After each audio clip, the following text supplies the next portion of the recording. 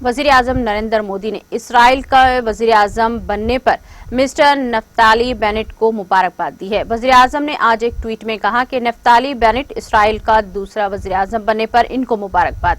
अगले साल हमारे सिफारती ताल्लुकात के 30 साल मुकम्मल हो जाएंगे, जिसके मद्देनजर में आपसे मुलाकात का ख्वाहिशमंद हूँ और चाहता हूँ कि दोनों ममालिक के बीच स्ट्रेटेजिक शराकतदारी और गहरी हो। मिस्टर मोदी ने साबिक वज़ीर आज़म बेंजामिन नेतन्याहू से इनकी क़ियादत में हिंदुस्तान इसराइल स्ट्रेटेजिक शराकतदारी को मुस्तहकम करने और इस मामले में ज़ाती दिलचस्पी लेने पर इज़हार तशक्कुर किया।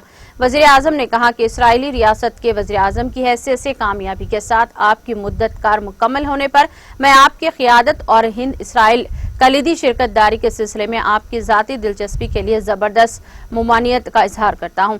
वज़ीर आज़म ने कहा कि आप इसराइल के वज़ीर आज़म की हैसियत से कामयाब मुद्दत पूरी कर चुके हैं। आपने हिंदुस्तान इसराइल स्ट्रेटेजिक शिरकतदारी में ज़ाती दिलचस्पी ली और ये आपकी सरबराही में फ़रोख्त पाया। मैं इसके लिए आपका मशकूर हूँ।